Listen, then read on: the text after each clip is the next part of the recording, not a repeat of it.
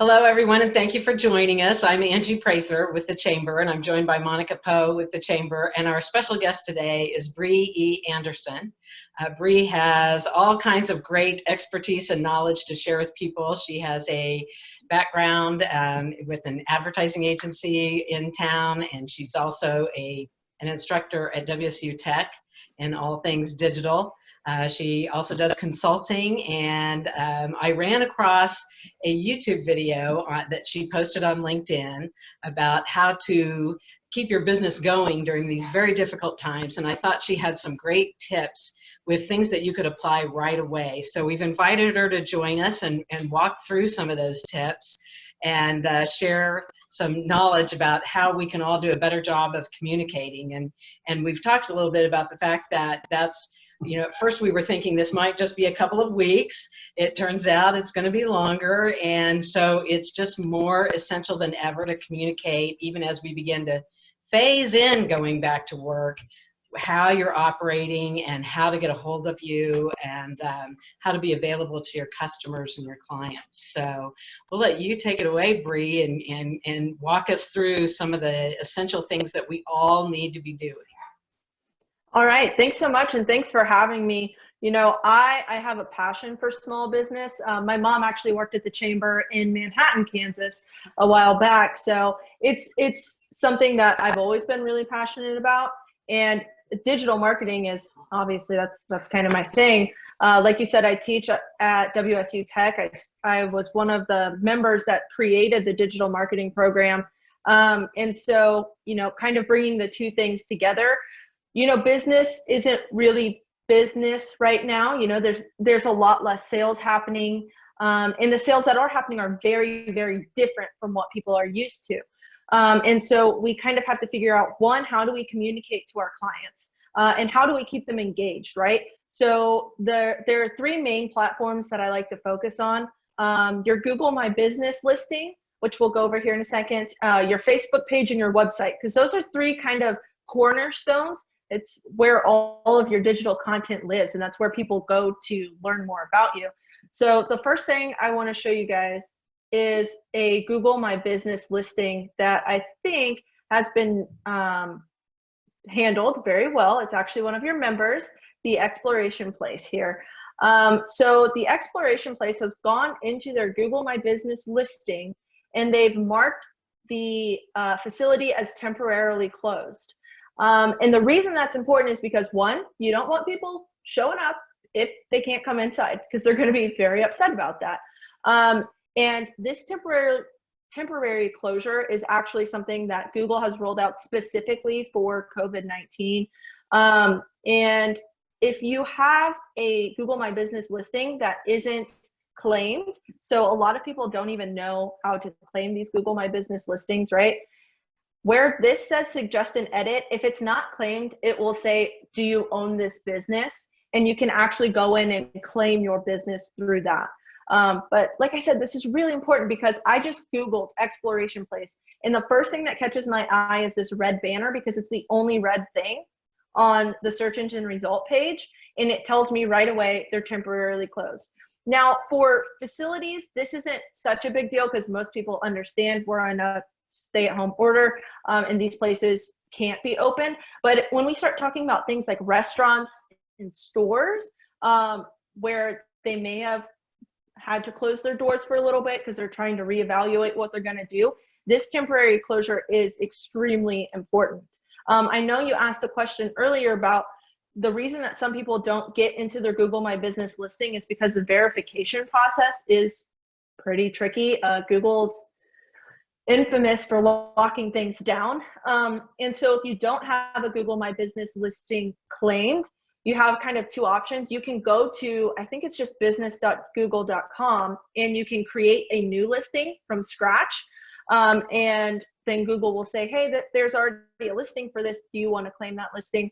And like you said, you either have to answer a phone call and get a verification phone number, or they are going to send a postcard, and that process is pretty lengthy. But mostly, if you have access to this, you should definitely either mark as temporary closed. If you've changed your hours at all, you need to go in and change the hours on your Google My Business listing.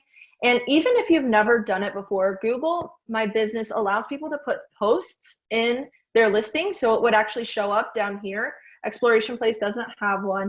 It's pretty hard. Not a lot of people use the posts, but they're really, really helpful because there is a post that has this red template with it as well. And it can actually, you can use it to say, this is how we're doing business right now. It's a post, it kind of looks like a Facebook post, the ones that have the background. And it would show up above your reviews so that people, again, can kind of see that. So if you have changed your hours and you're not necessarily closed, that posting is going to be really helpful because people might not look at the hours to see if they've changed. Google is kind of giving suggestions that you should consider asking the business if they've closed or if their hours are different for the listings that haven't changed their hours already. But you know, it is really important because more people are going to be Googling to see what is and what isn't open. And so having that Google My Business listing, if you don't have one already, this is definitely the time to kind of kick it into gear and make sure you do that and that all the information is correct so that people can get where they need to get as far as with your business. Does that make sense? Any questions, comments? No? Okay, cool. All right, the next place is Facebook. And so the Exploration Place has also done a great job with their Facebook. The first thing that I want to point out, which this isn't something that I talked about in my video, but they've done a great job of kind of moving some of their business online in a way that, like I said, I didn't cover in the original video I made, but they are still recording content that is in line with their brand. And they're posting it on their Facebook. So that's awesome. They're giving parents, especially because parents are having to homeschool right now. It's much easier to just give them these videos. So I think that's really cool that they've done that. But what I do want to point out and what's really important is this pinned post. You can tell it's pinned because it has this little blue icon in the top right-hand corner.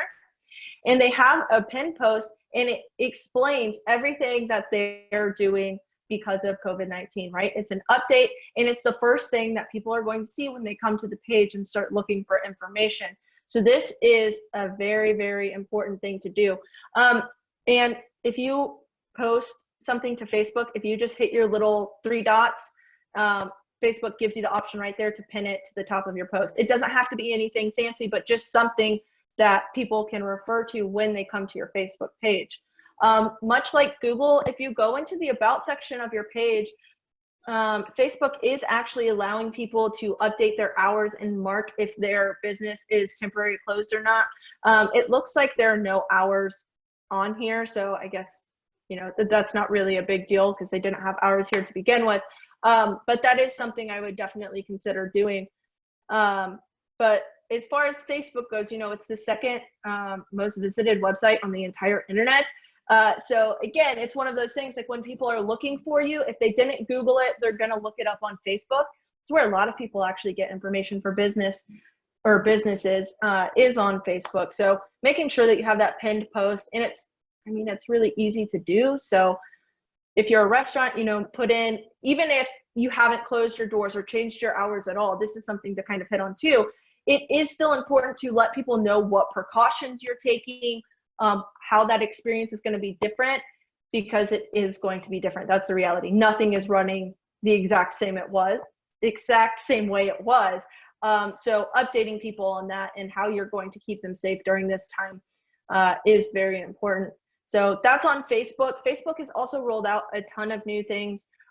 You can sell digital gift cards, and you can, you know, have personal fundraisers, all these different things that they're doing to allow small businesses to still bring in revenue. So make sure you're looking into those. And I swear it's like they roll something new out every single week. So just keep Googling it. Google it at least once a week, every week. So, sorry, I had to move that. Let's see here.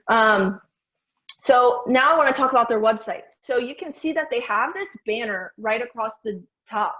And it says that they're temporarily closed as a precaution to COVID-19. I think this is really important for any institution to have, Because again, you could do just this little banner here if you're closed. I mean, that's really the whole story, that you're closed. What the only thing that would have made this better is if it was bigger and maybe in the middle. But for a place like Exploration Place, this is definitely enough. They've done a good job of letting people know. But you could always make a splash screen or have something that pops up to people and it says, hey, this is how we're reacting to COVID-19. And I just think that's important. Again, it's that communicating with your clients and being transparent about the whole situation. And I think that's what people are really looking for right now, is that transparency from businesses, because they want to know how they're handling business, right? Something else that I did notice that Exploration Place did is they changed their meta description, which this is like really technical, but they did change their meta description to say that they are temporarily closed as a precaution to COVID-19. So that's something that I didn't even think of, but that they did, that I thought was pretty cool. So as far as like the actual technical things that you should go in and do to the assets that you already have, those are kind of the main points. But something else I've been encouraging people to do is like, take this time to create content. Or if you don't have a website, take this time to make your website. Because most of us have time that we didn't necessarily have, or we're just kind of in a funky place and we're looking for something to do. Making a website or making content ahead of time is going to be very beneficial to you in the future. And we have the time to do it now. It's something that a lot of times we just push to the back burner. I know I do it all the time. Like you said, I do some consulting work, and I'm always the one that's pushing my work as far as like for myself to the back burner, thinking that it can wait. But now I have this extra time and I'm able to put more time into creating content for myself. And that content can just be continuing to engage with your audience. I've seen some really cool like yoga teachers doing Zoom yoga classes, all sorts of stuff. And we have the opportunity to do all of that now. I have a good friend, Brian Fanzo, and he says that limitations spark creativity or something along those lines. And I just thought that was really cool because, we are kind of having to learn to adapt to this new world, and we have the time to do it. So now it's definitely the time to kind of kick it in gear. Yeah, and speaking of having time to do it, another really good point I thought you made on your video was that some small businesses have never had the opportunity to develop a website. They rely very heavily on social media tools, but to your point, having a website is important when people are Googling you. So now that they maybe have a little downtime, or there's a web designer or a website designer who has some downtime, this might be a really nice opportunity to get on that channel and really own it. Yeah, and that's the thing, right? You say owning it. So Facebook and Instagram and Twitter, all of those things are great, and it's great to have a good engaged audience there. But what happens when those things go away? That's an issue. You don't own any of that data. So I always encourage people to have a website because it's a spot that they own. And like you said, there are tons of, I'm working with a ton of people right now that are out of jobs, but they have the ability to make websites, or they know it doesn't have to be anything crazy, right? Like just a place that you own on the internet. There are tons of ways that you can make a website, and there are tons of people out there that can at least figure it out for you. So yeah, that's been a fun way to kind of stay engaged with small businesses now, is like finding ways to hire people, and not even just small business, just people in general, finding ways to hire people to have them help you any way they can. Right, and just I think thinking outside of the box and doing things a little bit differently. And I want to give a shout out to Monica Poe, because when we all started down this road, she did a really great blog post trying to encourage businesses to really keep their customers in front of them in terms of communicating. And what you've done is really augment that and really bring some great tips to us. And I cannot thank you enough. We just are working so hard to make sure all of our members have the information they need to keep their customers and clients, and not only keep what they had, but to expand it, because this is an opportunity to expand your base. We've talked to a local retailer who's working hard at looking at business outside of the state, and I think that's what we need to be shooting for, is expanding in terms of customer and client base.